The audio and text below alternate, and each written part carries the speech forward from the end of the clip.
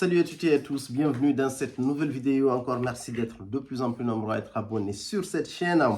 J'ai testé un parfum récemment de la maison Ex Nihilo qui s'appelle de Hédoniste. Je me suis procuré un échantillon, donc j'ai mieux testé le parfum pour pouvoir en fait savoir si je veux le prendre et surtout vous faire une revue derrière. Donc, le Hédoniste normal, c'est l'un vraiment des best-sellers de la maison Ex Nihilo et c'est l'un des parfums les plus beaux en fait de la parfumerie. La maison Ex Nihilo, ils ont de super belles propositions et la majeure partie des parfums sont réalisés par Jordi Fernandez, si ce n'est tous les parfums. Je n'ai pas connaissance de parfums, peut-être le Brompton Immortal, qui sont réalisés par d'autres créateurs. Mais le Hédoniste normal, pour rappel, c'est un parfum qui est, disons, assez frais, boisé, avec une certaine élégance, une élégance particulière. C'est un parfum qui se démarque assez vite. On a une ouverture au niveau du Hédoniste normal, on a de la bergamote, on a du gingembre. Cet aspect, cette ouverture-là, en fait, c'est une ouverture qui est super belle, qui me rappelle l'un de mes meilleurs parfums, c'est-à-dire le Note du Colonial 5 de Acqua di Parma. Je trouvais peut-être un peu redondant vu les tarifs de ce parfum d'avoir les deux.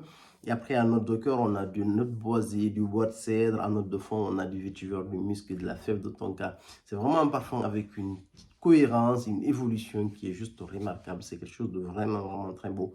Donc, il y a le Hédoniste extrait qui est sorti. Donc, vu que j'avais beaucoup aimé le Hédoniste normal, donc je suis revenu en fait suite à cette sortie-là, j'ai testé le nouveau et honnêtement, ça a été une claque pour moi. Le Hédoniste extrait, c'est vraiment une folie en termes olfactifs.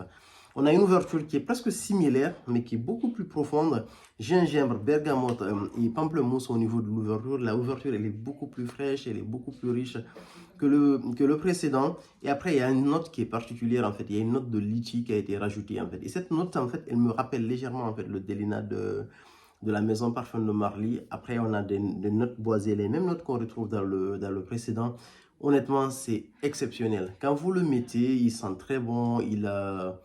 Disons, il a une certaine aura, en fait, ce parfum-là. Magnifique. Honnêtement, je vous le recommande vivement jusqu'à ce niveau-là. Note de fond, on a des notes ambrées, on a du vétiver, on a de la fève de tonka et du patchouli. Le parfum, la tenue, elle est incroyable. C'est un parfum qui tient toute une journée sur la peau, sur les habits. Il tient pendant plusieurs jours. Tenue, sillage, vraiment exceptionnel, sans pour autant en être trop. Certains parfums, en fait, quand il y a beaucoup de tenue et de sillage, en fait, on sent tout de suite que c'est quelque chose de bourré d'épices, entre guillemets, ou bourré de notes lourdes, mais là, franchement, c'est quelque chose de très harmonieux, c'est quelque chose de très élégant. C'est raffiné, je dirais un peu moins raffiné par rapport au hédoniste classique, mais vraiment, ce parfum-là, il est incroyable. Moi, je vous le suggère vivement. De Hédoniste en version extrait de parfum. Je me suis parfumé avec ce parfum il y a 4 jours, je crois. Et en fait, la chemise que j'avais mise, le parfum, il sent encore. C'est vraiment magnifique. Les notes d'agrumes sont là. Et surtout cette note de litchi qu'on liste en note de cœur. Vous la sentez tout de suite, quoi. Et en fait, j'ai tendance, en fait, que le parfum, c'est légèrement féminisé, en fait. J'ai plus la sensation de sentir un parfum qui est beaucoup plus mixte par rapport au hédoniste normal. On a les notes ambrées aussi qui sont vraiment très belles. Franchement, le parfum, il est très équilibré. Il est juste bon. Il se porte quasiment toute l'année. C'est un parfum que moi, personnellement, je porterai en été, en automne, en hiver. Très beau parfum que je vous recommande vivement. Mais vraiment, essayez de prendre ce parfum-là.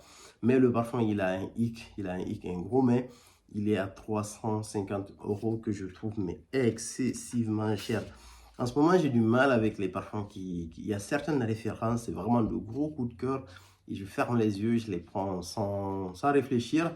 Mais maintenant, j'ai du mal en fait avec les références qui coûtent aussi cher en fait. Parce que voilà, je suis vraiment conscient que derrière, il y a un gros travail en fait de la maison, il y a le créateur, il y a beaucoup de choses, il y a beaucoup de gens qui se font rémunérer autour, mais je trouve qu'il y a trop de marge en fait sur ces parfums en particulier quoi.